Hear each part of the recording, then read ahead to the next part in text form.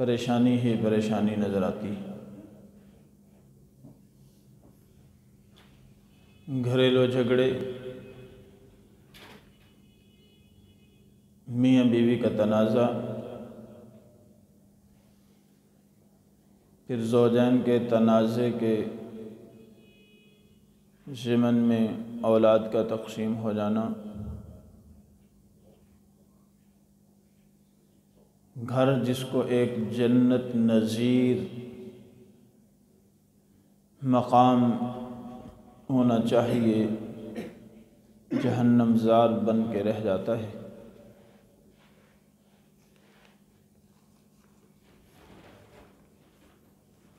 اس حوالے سے کہ آخر کیا وجہ ہے،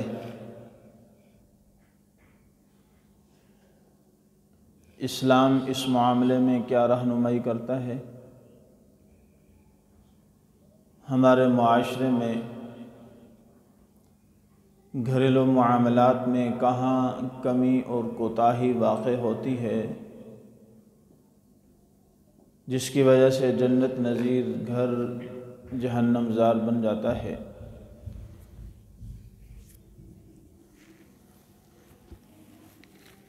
آپ دیکھیں،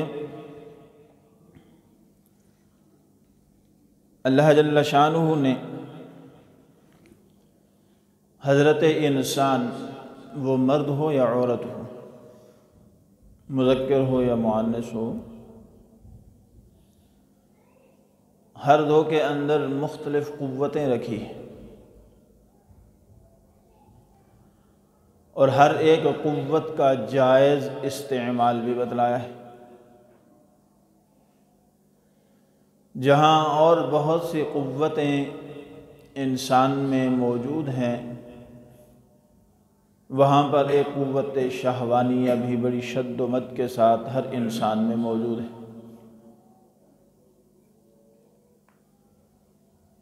اور اس قوت کا استعمال، جائز استعمال بھی اسلام نے اس کی طرف مکمل رہنمائی کی ہے۔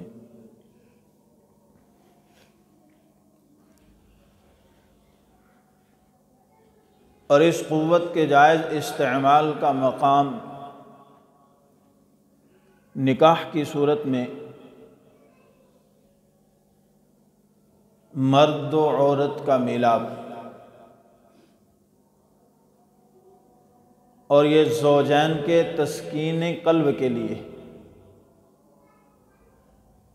افزائش نسل کے لیے، اور یہ اللہ جل شانہ کی بہت بڑی نعمت ہے۔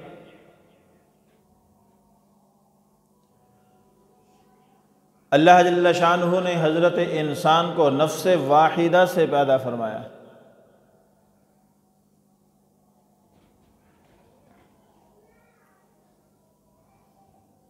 نفس واحدہ سے مراد حضرت آدم علیہ السلام ہے۔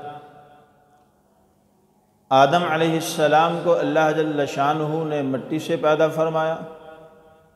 پھر آدم علیہ السلام سے ہی صنف نازک عورت کو، اماں حوا کو،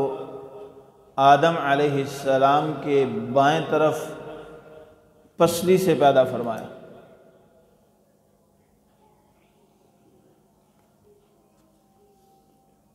پھر ان دونوں کو ایک دوسرے کے لیے، ایک دوسرے کی تسکین قلب کے لیے ملا دیا،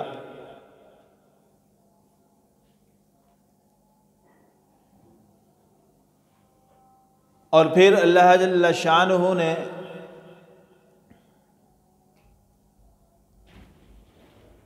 حکم فرمایا کہ تم دونوں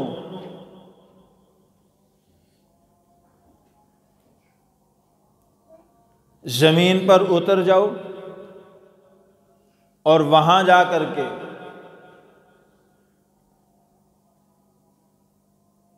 بلکہ ابتدائی آپ کا جو ٹھکانہ اللہ نے جنت میں بنایا، اسکن انت وزوجک الجنہ، خود بھی اور آپ کی بیوی بھی جنت میں رہو۔ جب جنت سے نکالا زمین پر بھی پھر دونوں کو اکٹھے رہنے کا حکم ہے۔ کیوں؟ اس لیے کہ دونوں کو اللہ نے بنایا ہی باہمی تسکین قلب کے لیے ہے، باہمی مشاورت کے لیے، نظام زندگی کو بہتر انداز میں چلانے کے لیے۔ کوئی بھی گھر اس وقت تک گھر نہیں بن سکتا جب تک اس میں عورت نہ آئے، جب تک کہ میاں اور بیوی دونوں نہ ہوں۔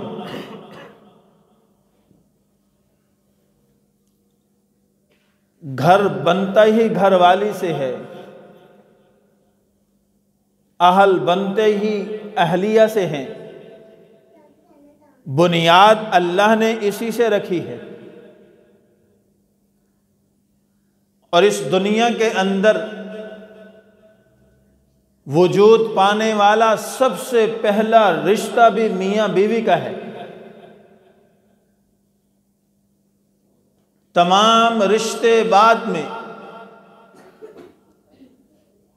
ماں کا رشتہ بعد میں، باپ کا رشتہ بعد میں، بھائی بعد میں، بہن بعد میں۔ اس دنیا میں تخلیق کائنات کے بعد سب سے پہلے قائم ہونے والا رشتہ وہ ازواج کا ہے، وہ میاں اور بیوی کا ہے، وہ خاوند اور بیوی کا ہے۔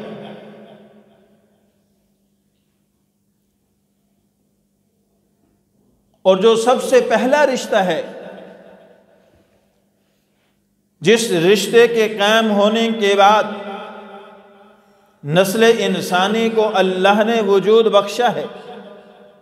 اللہ کے ہاں اس رشتے کی کتنی قدر و قیمت ہوگی۔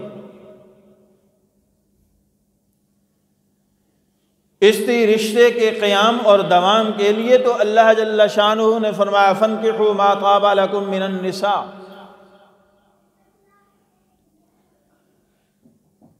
تم عورتوں کے ساتھ نکاح کرو تاکہ تخلیق کائنات کے بعد سب سے پہلے وجود پانے والا رشتہ برقرار رہ سکے۔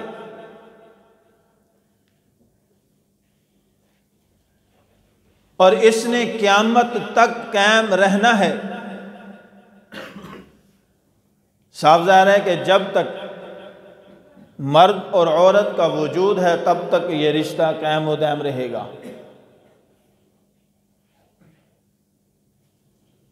اگرچہ آج معاشرے میں بعض سیکولر ملحد قسم کے لوگ اس رشتے کے تقدس کو پامال کرنے کی پوری کوشش میں ہیں، اور مغربی تہذیب نے کسی حد تک اس رشتے کو پامال کر دیا ہے، جس کی وجہ سے نسل نو کی پہچان مشکل ہو رہی ہے، خاندانی پہچان مٹ رہی ہے، حسب نسب مٹ رہا ہے، کیونکہ اس رشتے ازدواج کے تقدس کو پامال کیا گیا ہے۔ اور اسی مغربی تہذیب کو لے کر کے آج ہمارے ملک عزیز پاکستان کے اندر بھی بعض ایسے عقل و خرد سے عاری لوگ برملا میڈیا کے اوپر آ کر یہ کہتے سنائی دیتے ہیں کہ اللہ نے مرد و عورت کو آزاد پیدا کیا ہے، ان کو نکاح کے بندھن میں باندھ کر کے ان کی آزادی کو سلب کرنے کی اجازت نہیں دیں گے۔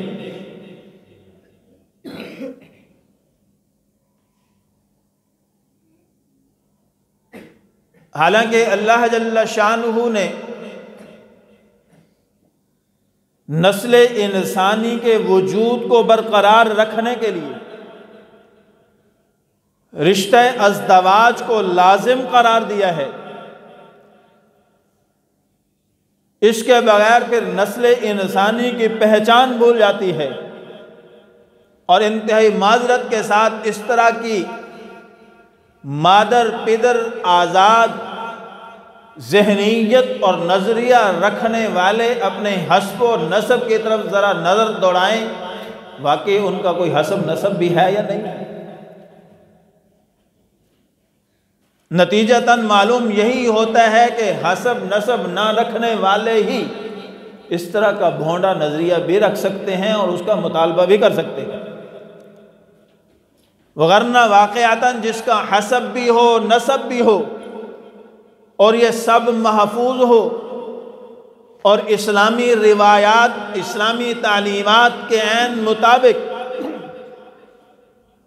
اس حسب نسب کو قائم رکھا گیا ہو، ان کے لیے تو اپنے گھر کا سکون وہ مرد ہو یا عورت ہو وہ رشتہ ازدواج میں ہی نظر آتا ہے۔ تو اس لیے رشتہ ازدواج جو کہ مرد اور عورت کے مابین ایک معاہدہ ہوتا ہے، اور یہ معاہدہ تا حیات ہوتا ہے، بوقت معاہدہ جو خطبہ مسنونہ پڑھا جاتا ہے اس کی پہلی آیت مبارکہ میں ہی اللہ جل شانہ یہ ارشاد فرماتے ہیں، یا ایھا الذین آمنوا اتقوا اللہ حق تقاتہ ولا تموتن الا وانتم مسلمون، اے ایمان والو اللہ سے ڈرو جیسے ڈرنے کا حق ہے، اور نہ تمہاری موت ہے مگر حالت اسلام میں۔ اب علماء فرماتے ہیں کہ خوشی کا موقع ہے، رشتہ ازدواج میں منسلک ہونے جا رہے ہیں، ایک نئی زندگی کی بنیاد رکھنے جا رہے ہیں، نسل نو کی افزائش کے لیے عملی زندگی کے اندر قدم رکھنے جا رہے ہیں۔ اس خوشی کے موقع کے اوپر موت کا تذکرہ سمجھ سے بالا ہے، لیکن علماء فرماتے ہیں کہ اس میں بھی نکتہ ہے۔ اس میں یہ بات سمجھائی جا رہی ہے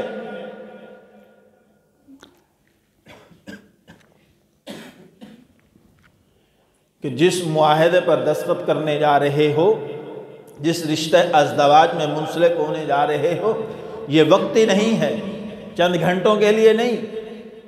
ماہ و سال کے لیے نہیں، بلکہ تا حیات ہے۔ اس لیے کبھی بھی اس نظریے اور نیت کے ساتھ رشتہ ازدواج میں منسلک ہونا کہ چند گھنٹے یا چند دن یا ماہ و سال، یہ نکاح نہیں ہے۔ نکاح مؤقت اسلام میں جائز نہیں ہے، اس لیے اس کی بنیاد وہ تا حیات ہے۔ اور پھر اس رشتے کو نبھانے کے لیے زیادہ ذمہ داری کس کی ہے، کس نے کیا کردار ادا کرنا ہے؟ قرآن و سنت کی روشنی میں اگر اسلامی تعلیمات کو دیکھا جائے تو اس رشتے کو پایا تکمیل تک پہنچانے کے لیے مرد کا کردار زیادہ ہے بنسبت عورت کے۔ قربانی عورت کو زیادہ دینی پڑتی ہے، لیکن اس رشتے کو نبھانے کے لیے کردار مرد کا زیادہ ہے۔ اللہ نے فرمایا الرجال قوامون علی النساء، مرد کو اللہ نے عورت پر حاکم بنایا ہے،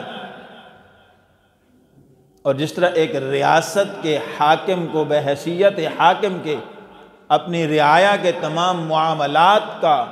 دھیان رکھنا اور پھر کل قیامت کے دن اللہ کے حضور ان معاملات کا جواب دہ ہونا ہے، بعینہ ہی ایسے ہی مرد کو بھی اپنی بیوی کے معاملات کے متعلق اس دنیا میں رہتے ہوئے اس کا حق ادا کرنا اور کل قیامت کے دن اس کا جواب دہ ہونا لازم ہے۔ اور اس رشتے کو نبھانے کے لیے، پایہ تکمیل تک پہنچانے کے لیے کردار مرد کا زیادہ ہے، ذمہ داری مرد کی زیادہ ہے، قربانی اگرچہ عورت کی زیادہ ہے۔ اب سوچ رہے ہوں گے کہ عورت کی قربانی زیادہ کیسے؟ بھئی عورت کی ہی تو قربانی ہے، اس نے پیدائش سے لے کے عالم شباب تک جس گھر میں وقت گزارا ہے، اپنے اس ماحول کو، اپنی ماں کو، اپنے باپ کو، اپنے بھائیوں کو، اپنے تمام تر رشتہ داروں کو خیر بات کہہ کے وہ تمہارے ساتھ آ رہی ہے۔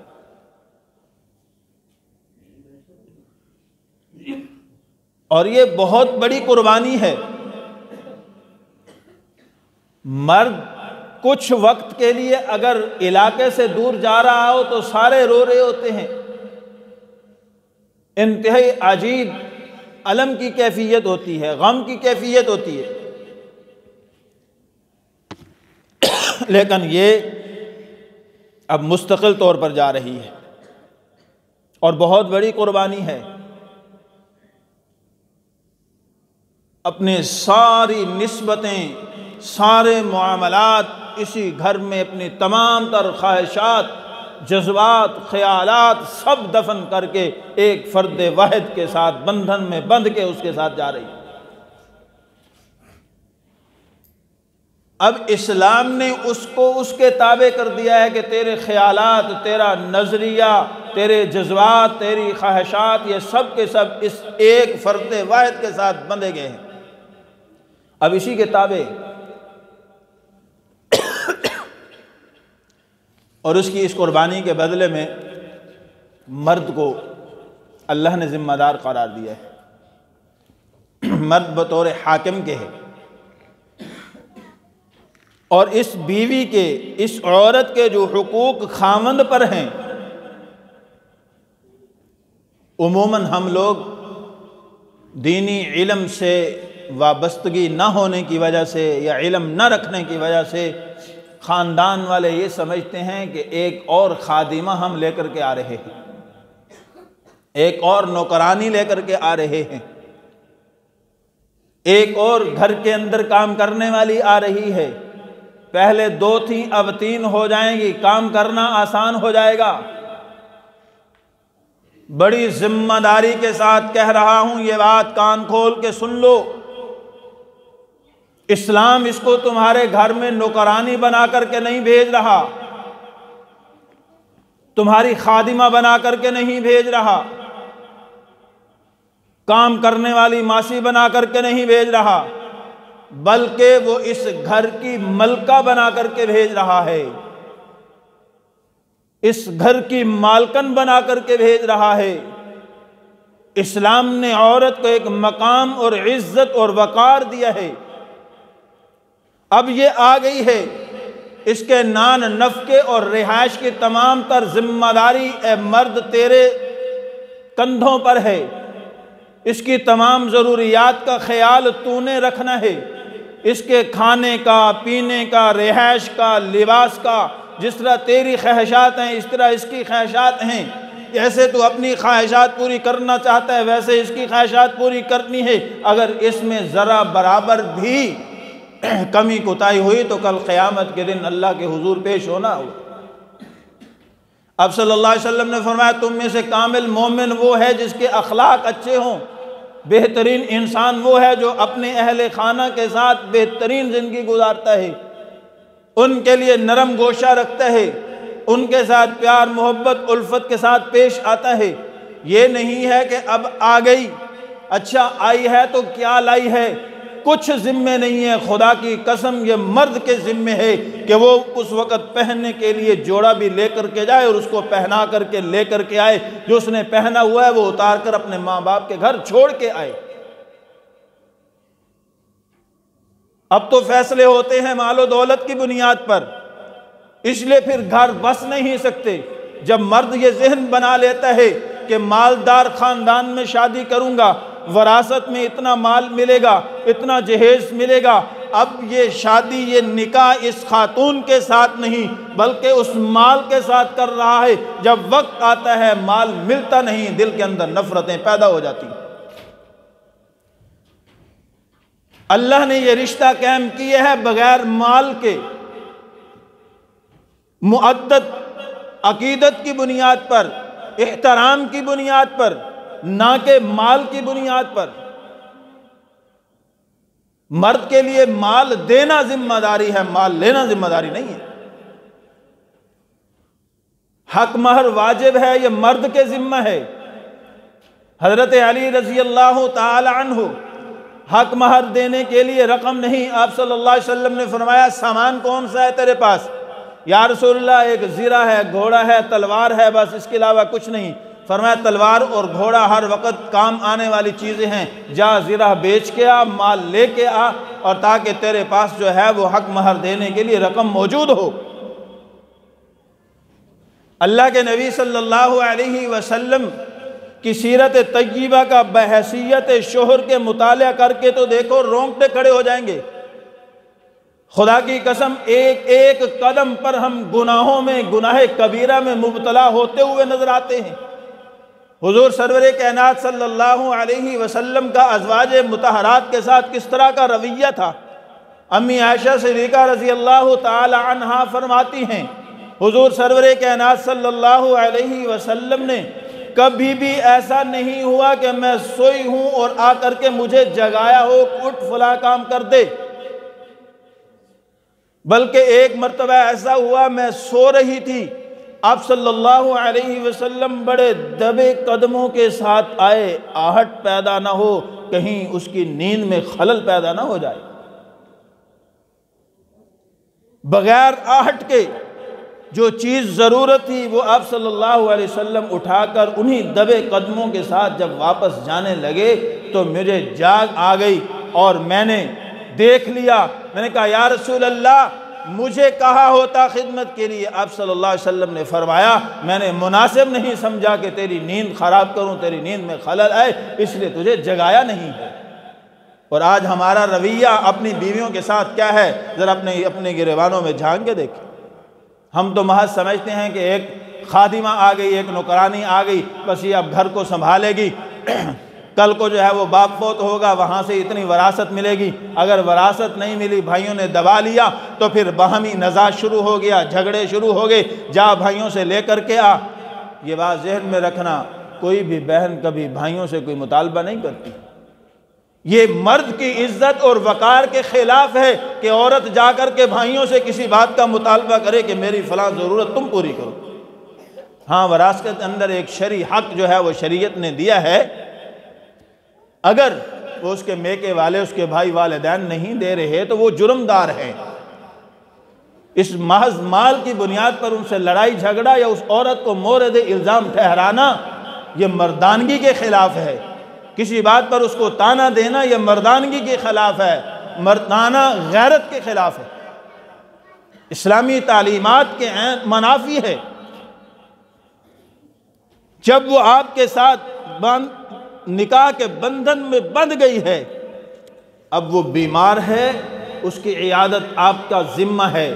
اس کی دوائی آپ کے ذمہ ہے، میڈیسن چاہے وہ لاکھوں میں کیوں نہ ہو وہ آپ کی ذمہ داری ہے، پیچھے کسی اور کی ذمہ داری نہیں ہے۔ وہ ذریعہ معاش کے لیے گھر سے باہر، دہلیز سے باہر قدم رکھنے کی اسلام اجازت نہیں دیتا۔ کیوں؟ کہ ساری ذمہ داری کو مرد کے کندھوں پر ڈالا ہے، اس لیے مرد کو حاکم بنایا ہے۔ قوامون علی النساء، مرد حاکم ہے۔ آج حکومت وقت نوکریاں نہ دے، آج حکومت وقت رعایت نہ دے، آج حکومت وقت مہنگائی کرتی ہے، آج حکومت وقت کوئی معاملہ کرتی ہے تو ساری رعایا مل کر کے حکومت وقت کو مورد الزام ٹھہراتے ہیں کہ یہ حکومت کی ذمہ داری ہے کہ رعایا کو تعلیم کی سہولت بھی دے، میڈیکل کی سہولت بھی دے، رہائش بھی دے، بے روزگاری الاؤنس بھی دے، اور بلکہ یہ ساری ذمہ داری واقعتاً حاکم وقت کے ذمہ ہے رعایا کی ساری ذمہ داری اس کے ذمہ ہے، جب وہ پوری نہیں کر رہے تو ساری رعایا اس کو مورد الزام ٹھہراتی ہے۔ یہاں تجھے بھی اللہ نے حاکم بنا کر کے اس کے اوپر جو ہے وہ رکھا ہے، اس لیے اب اس کی تمام تر ضروریات پوری کرنا تیری ذمہ داری ہے، اگر نہیں کرے گا تو مورد الزام تجھے ٹھہرایا جائے گا، اس کے میکے والوں کو نہیں، اس کے خاندان والوں کو نہیں۔ وہ سب چھوڑ آئی، اب وہ تیرے تابع ہے، سب کچھ تو نے ہی اس کا پورا کرنا ہے، اگر نہیں کرے گا تو عند اللہ تو مجرم ہے۔ آج ہمارے رشتوں کے اندر دراڑیں اس لیے پڑ رہی ہیں۔ آپ صلی اللہ علیہ وسلم نے فرمایا تم میں بہترین انسان ہے وہ جو اپنی بیویوں کے ساتھ بہتر ہے،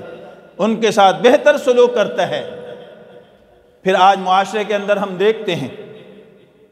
کہ لوگ کہتے ہیں کہ میری بیٹی میں نے بیاہ کر کے دی، وہ بہت تشدد کرتے ہیں، ظلم کرتے ہیں، بلکہ ایسے مشاہدے میں کئی واقعات آئے جب ان سے کہا جاتا ہے کہ تیرے پاس جو تھی یہ بھی تو کسی کی بیٹی تھی نا، تو نے اس کے ساتھ کیا کیا ہے، اب آگے تیری بیٹی کے ساتھ ہو رہا ہے تو تجھے زیادہ تکلیف ہو رہی ہے، جب یہی ظلم و ستم تو اپنی بیوی پر کر رہا تھا اس وقت تیرے کان پر جوں تک نہ رینگی کہ یہ بھی تو آخر کسی کی بیٹی ہے۔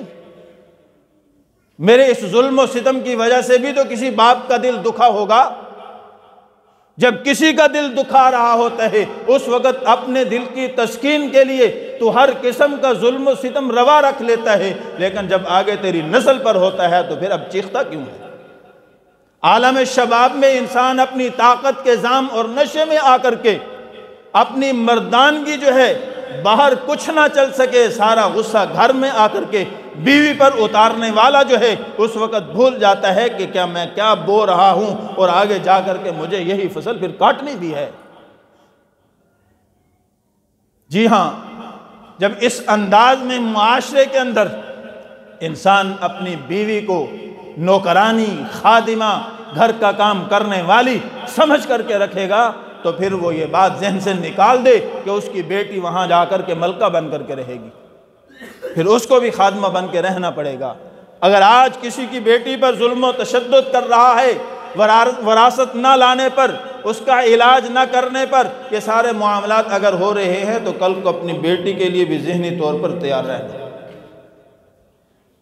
یہ نظام ہے، یہ اللہ جل شانہ نے ایک نظام وضع کیے ہے اور اس کے تحت یہ سلسلہ جو ہے وہ چلتا رہے گا۔ اس لیے جو والدین یہ چاہتے ہیں کہ ہماری اولاد آگے خوشگوار زندگی گزارے، ہماری بیٹیاں اپنے گھروں میں جا کر کے ملکہ بن کر کے رہیں اور گھر کی مالکن بن کے رہیں، ان کی تمام تر ضروریات ان کے سسرال والے ان کے خاوند جو ہے وہ پوری کریں، ان کو چاہیے کہ وہ ابھی سے توبہ کر کے اپنی بیویوں کے ساتھ حسن سلوک شروع کر دیں۔ پہلے جو ہوا سو ہوا، اللہ سے بھی توبہ استغفار کرنی چاہیے اور جس پر ظلم و ستم کیا ہے اس سے بھی معافی مانگنی چاہیے۔ یہ معاملہ حقوق العباد کا ہے۔ شریعت یہ کہتی ہے جو تم نے حق مہر دیا ہے، اس حق مہر کے عوض تو اس عورت کے پورے جسم کے 1% حصے کا مالک ہے، بس 1% حصے کا۔ جی ہاں، جاتے جاتے یہ بات بھی سن لو، اگر آپ کی بیوی آپ کو کپڑے دھو کر کے نہیں دیتی، اس کا جرم نہیں ہے، آپ کی خدمت نہیں کرتی، جرم نہیں ہے، اس کی ذمہ داری نہیں ہے، گھر میں جھاڑو نہیں لگاتی، اس کی ذمہ داری نہیں ہے، کھانا بنا کر کے نہیں دیتی، اس کی ذمہ داری نہیں ہے، اسلام اس کو اس بات کی رعایت دیتا ہے، الا یہ کہ ایک واحد کام جس کی وجہ سے حقوق زوجیت کی ادائیگی کے لیے اسلام کہتا ہے کہ خاوند جب بلائے عورت کو تیار ہونا چاہیے، اس معاملے میں اس کو انکار نہیں کرنا چاہیے۔ جس چیز کا اس نے حق مہر لیا ہے وہ جسم کا صرف 1% حصہ ہے، 99% حصے پر تمہارا قبضہ نہیں ہے، 1% حصے پر قبضہ ہے، اس کو شرعی حدود و قیود کے اندر رہتے ہوئے تم ہر وقت ہر آن استعمال کر سکتے ہو۔ اس میں اگر عورت انکار کرتی ہے وہ جرم دار ہے، باقی کسی معاملے میں اگر انکار کرتی ہے تو جرم دار نہیں۔ یہ الگ بات ہے کہ اسلام نے عورت کو ترغیب دی ہے، فضیلتیں بیان کی ہیں کہ گھر کے اندر جھاڑو لگائے گی تو بیت اللہ کے اندر جھاڑو دینے کا اجر و ثواب ملے گا، اور اسلام کا یہ مزاج ہے، جو چیز ذمہ داری ہوتی ہے اس پر فضیلت بیان نہیں کی جاتی، ترغیب نہیں دی جاتی، اس پر حکم سنایا جاتا ہے کہ یہ حکم ہے، یہ کرنا ہے۔ جو چیز لازم نہیں ہوتی، فرض واجب کا درجہ نہیں رکھتی، اس پر ترغیب دی جاتی ہے۔ اس لیے آپ صلی اللہ علیہ وسلم نے ترغیباً یہ ارشاد فرمایا کہ اگر اللہ کے علاوہ کسی کو سجدہ جائز ہوتا، میں عورت کو کہتا کہ اپنے خامند کو سجدہ کر۔ خامند کا اتنا مقام ہے، یہ اس لیے فضیلت بیان کی جا رہی ہے۔ اور جس چیز کے تم مالک ہو بس اسی کے مالک ہو، اس کے علاوہ یہ اخلاقاً اسلام تعلیمات دیتا ہے۔ اور صحابیات کی زندگیاں ہمارے سامنے ہیں کہ خامند کی تابعداری کیسے کرنی ہے۔ وہ ایک اعلیٰ تربیت یافتہ اعلیٰ خاندان سے تعلق رکھنے والی ہوگی، وہ خود کرے گی اور کہنا بھی نہیں پڑے گا، اگر نہیں تو اس پر زبردستی نہیں کر سکتے۔ آج سارے معاملات، ہر قسم کے ہر چیز جو ہے وہ ہم دیکھ رہے ہیں، کر رہے ہیں۔ ہر قسم کا ظلم و ستم جو ہے وہ روا رکھا ہوا ہے، گھر کا سکون جو ہے وہ برباد جو ہے وہ کیا ہوا ہے، صرف اسلامی تعلیمات سے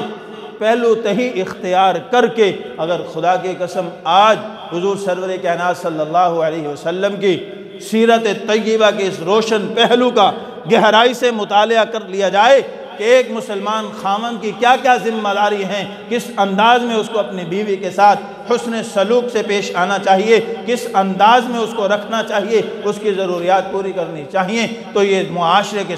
سارے جھگڑے جو ہے وہ ختم ہو سکتے ہیں اور گھر جنت نظیر بن سکتا ہے۔ اور اس میں ذمہ داری زیادہ مرد کی ہے، عورت کی نہیں ہے، یہ بات ذہن میں رکھنا۔ آپ صلی اللہ علیہ وسلم نے فرما دیا کہ عورت، اس کی تخلیق کو دیکھو، اللہ نے پسلی سے پیدا کیا ہے، جیسے یہ پسلی سے پیدا ہوئی ہے ویسے جیسے پسلی کے اندر ٹیڑھا پن ہے، عورت کے اندر بھی ٹیڑھا پن ہے، یہ رہے گا۔ پسلی کو سیدھا کرنا چاہو گے وہ ٹوٹ جائے گی، عورت کو 100% سیدھا کرنے کی کوشش کرو گے تو وہ ٹوٹ جائے گی طلاق کی صورت میں۔ اس کو بچا کے رکھنا ہے، اس کو اس کے ٹیڑھے پن کے ساتھ اس کے ساتھ گزارا کرنا ہے اور اس کو نبھانا۔ اور یہ عقد کی چابی مرد کے ہاتھ میں اللہ نے دی ہے، عورت کے ہاتھ میں اس لیے نہیں دی کیونکہ اس کو نبھانا، پایا تکمیل تک پہنچانا یہ مرد کی ذمہ داری ہے، عورت کی ذمہ داری نہیں۔ عورت اگر ادب نہیں کرتی، احترام نہیں کرتی، خدمت نہیں کرتی، تب بھی وہ آپ کی مجرم نہیں ہے، یہ بات ذہن میں رکھیں۔ خواتین کے لیے الگ اسلامی تعلیمات ہیں، لیکن مردوں کے لیے یہی تعلیمات ہیں۔ اپنے ذہن سے، دل و دماغ سے یہ بات نکال دو کہ کہیں بھی جب بھی کوئی رشتہ ازدواج میں منسلک ہونے لگیں تو مال کو دیکھیں، مال نہیں، سب سے پہلے دینداری دیکھو۔ مال کی بنیاد پر جو رشتے ہوتے ہیں وہ تباہ و برباد ہوتے ہیں، ان کا انجام جو ہے وہ خطرناک ہوتا ہے۔ دینداری کی بنیاد پر جو رشتے ہوتے ہیں وہ ہمیشہ پایا تکمیل کو پہنچتے ہیں اور انتہا تک جو ہے وہ جاتے ہیں۔ پھر پیار اور محبت کے اندر جو ہے وہ وقت گزرتے ہیں کہ ساتھ ساتھ اضافہ ہوتا چلا جاتا ہے، کمی نہیں ہوتی ہے۔ اور خصوصاً بڑھاپے کے اندر مرد کو بنسبت عورت کے ساتھ کی زیادہ ضرورت ہوتی ہے، اپنی خدمت گزار کی زیادہ ضرورت ہوتی ہے۔ جن کی نہیں ہے ان سے پوچھو وقت کیسے گزر رہے ہیں، گھر کا نظام کیسے تباہ و برباد ہو جاتا ہے۔ آپ صلی اللہ علیہ وسلم نے فرمایا یہ اللہ کی نعمتیں ہیں، ان کی قدر کرو۔ خدا کی قسم جو اپنی بیوی کی قدر نہیں کرتا اللہ وقت سے پہلے چھین لیتا ہے اور اس کو تڑپنے کے لیے پھر چھوڑ دیتا ہے۔ جب وہ چلی جاتی ہے پھر قدر ہوتی ہے،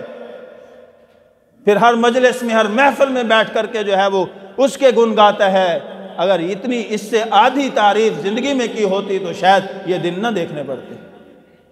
اللہ اس نعمت سے جو ہے وہ محروم نہ کرتے۔ اس لیے خدارہ جنریشن سے بھی یہی کہوں گا، جنہوں نے ابھی نکاح کے بندھن میں بندھ رہے ان سے بھی یہی دست بستہ گزارش ہے کہ مال کے پیچھے مت دوڑنا، اسلامی تعلیمات اور دین کو مد نظر رکھتے ہوئے اپنے رشتوں کو ڈھونڈنا اور کرنا دین کی بنیاد پر، اسلام کی بنیاد پر، پھر دیکھنا کیسی برکات کا نزول ہوتا ہے۔ اور جو شادیاں کر چکے ہیں ان سے بھی دست بستہ گزارش کروں گا کہ اس کو نکرانی نہیں بلکہ اپنی جیون ساتھی سمجھ کر کے، اپنا پارٹنر سمجھ کر کے، گاڑی کے دو پہیے